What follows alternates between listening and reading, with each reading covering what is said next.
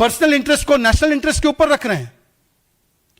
इनके एक और साथी सेंथिल बालाजी, उन्होंने 244 दिन मंत्री पद ग्रहण रखा। यहां तक कि जब सुप्रीम कोर्ट ने इनको राहत भी दी तो वार्निंग देना पड़ा कि यदि इनको फिर से बनाया मंत्री तो हम सीधा जेल में अंदर भेज देंगे। ये क्या चल रहा है? ये एडमिनिस्ट्रेशन ऐसे होगा? इन्फ्लुएंस होंगे विटनेसेस, किस प्रकार से दबाव डाला जाएगा?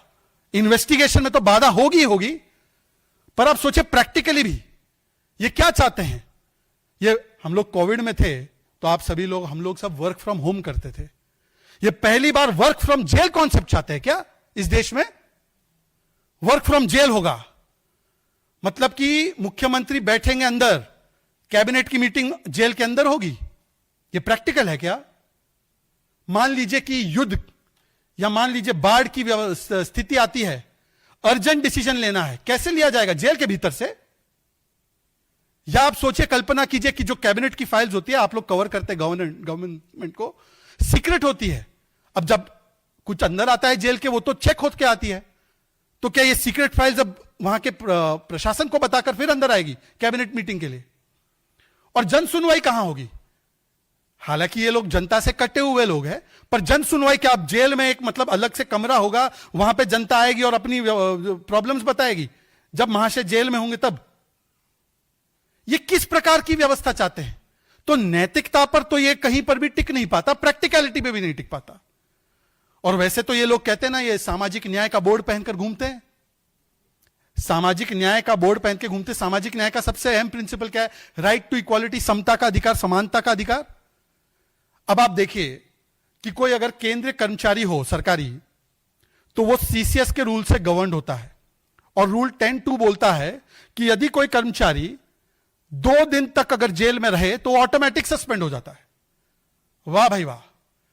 केंद्रीय सरकार का या कोई सरकारी कर्मचारी तो 2 दिन तक जेल रहे वो सस्पेंड हो जाए, पर ये जो सामाजिक न्याय का पाठ पढ़ाने वाले, आर्टिकल 14 का हवाला देने वाले चाहते हैं कि भाई मंत्री और मुख्यमंत्री या बड़े ओहदे पर बैठा हुआ व्यक्ति जेल से सरकार चलाए। ये क्या सामाजिक न्याय और समानता है क्या?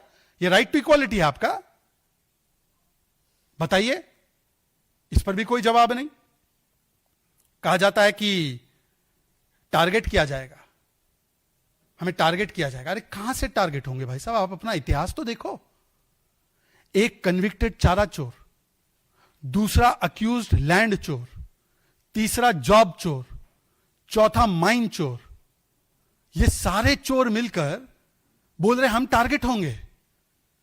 भ्रष्टाचारियों का बैंड वैगन एक होकर भ्रष्टाचार और अपराध को कम करने या उसको नस्तनाबूद करने के कानून का विरोध कर रहा है और संविधान का हवाला दे रहा है। बोले डेमोक्रेसी बचा रहे। नहीं भाई साहब, आप डेमोक्रेसी नहीं बचा रहे, आप अपने परिवार के द्वारा किए गए भ्रष्टाचार को बचा रहे। ये डेमोक्रेसी बचाओ का आप आदर्श गिना रहे हैं, जिन्होंने एक फोन करके फतवा जारी करके राजन्नाथ जी को हटा दिया। एसटी नेता थे ना, क्या गलती थी राहुल जी उनकी कि उन्होंने सच उगल दिया? ये डेमोक्रेसी का पार्ट वो शशि थरूर जी की पार्टी पढ़ा रही है। जो शशि थरूर जी ने ऑपरेशन सिंदूर का समर्थन क्या कर दिया, उन्होंने बोल दिया कि भाई ये भारत की जो है एक प्रकार से मुंह तोड़ जवाब से पाकिस्तान गिड़गिड़ाया,